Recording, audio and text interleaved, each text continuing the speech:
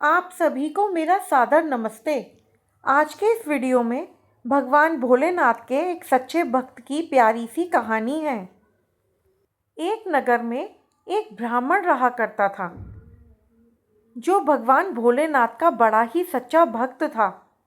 वो रोज़ अपने दिन की शुरुआत भगवान भोलेनाथ की पूजा अर्चना से ही करता था और पूजा अर्चना से ही जो दान दक्षिणा उसे मिलती थी वो उसी से अपना गुजारा किया करता था। ब्राह्मण बहुत ही दयालु स्वभाव का व्यक्ति था। जब भी उसे कोई ज़रूरतमंद मिलता था तो वो उसके अपने सामर्थ्य के अनुसार मदद ज़रूर किया करता था। अपनी इस सहायता करने की आदत की वजह से वो ब्राह्मण एक गरीबी का जीवन जी रहा था। उधर दूसरी तरफ उसकी पत्नी इस बात से बहुत नाराज़ रहती थी, लेकिन उसकी भक्ति भावना को देखकर उससे बहुत प्रेम भी किया करती थी। कुछ समय के पश्चात मंदिर में दान दक्षिणा कम आने लगी, जिस वजह से उस ब्राह्मण को आर्थिक तंगी का सामना करना पड़ा। घर की ज़रूरी आवश्यकताएं पूरी न होने के कारण उसकी पत्नी दुखी रहने लगी, लेकिन ब्राह्मण ने अपनी भक्ति नहीं छोड़ी। वो भगवान भोलेनाथ पर पूरी आस्था रखते हुए रोज नित्य प्रतिदिन नियम से उनकी पूजा अर्चना किया करता था। एक बार वो ब्राह्मण नदी में स्नान करने के लिए नदी की तरफ जा रहा था।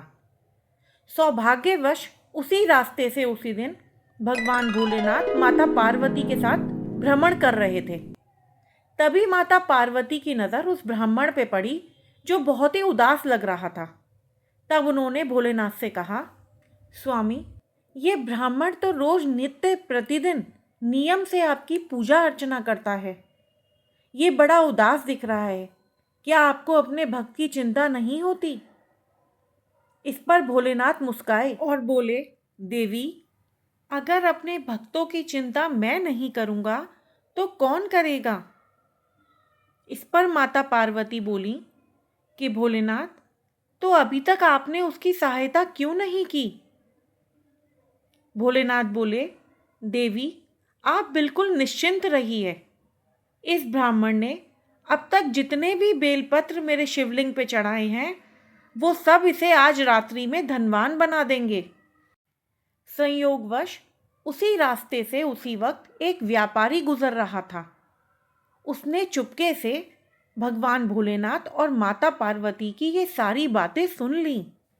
व्यापारी ने सोचा कि जब वो ब्राह्मण बेलपत्र चढ़ा के धनवान बन सकता है तो मैं क्यों नहीं, और वो ऐसा विचार मन में रख के ब्राह्मण के घर पहुंचा और ब्राह्मण से बोला कि हे ब्राह्मण, आपने जितने भी बेलपत्र अभी तक शिवलिंग पे चढ़ाए हैं वो आप सब मुझे दे दें और मैं उसके बदले में आपको स्वर्ण मुद्राएं दूंगा। ब्राह्मण ने ये बात सुनकर अपनी पत्नी से पूछा तो उसकी पत्नी बोली कि पुण्य का दान सही तो नहीं है, लेकिन आप फिर भी दे दीजिए क्योंकि इस वक्त हमें धन की बहुत आवश्यकता है।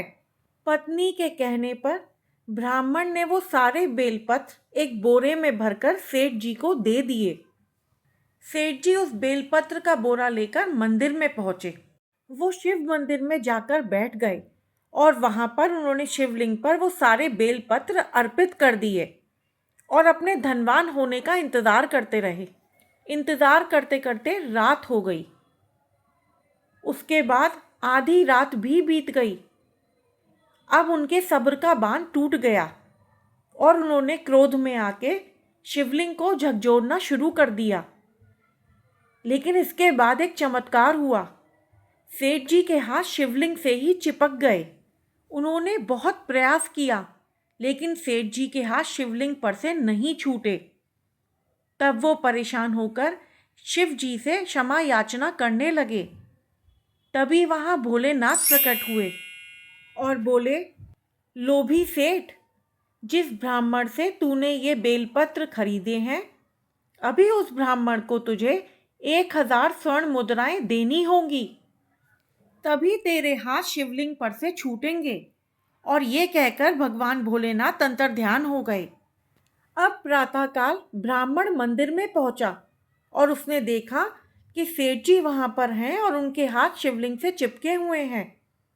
तब ब्राह्मण ने सेठ जी से इसका कारण पूछा। तब सेठ जी ने कहा कि पंडित जी, मेरे बेटे से कहिए कि वो 1,000 स्वर्ण मुद्राएं लेकर मंदिर में शीघ्र पहुँचे। ब्राह्मण ने ऐसा ही किया। सेठ जी का बेटा फौरन स्वर्ण मुद्राएं लेकर मंदिर में पहुंचा और सेठ जी के कहने पर उसने वो मुद्राएं ब्राह्मण को दे दी और इसके बाद सेठ जी के हाथ शिवलिंग पर से छूट गए।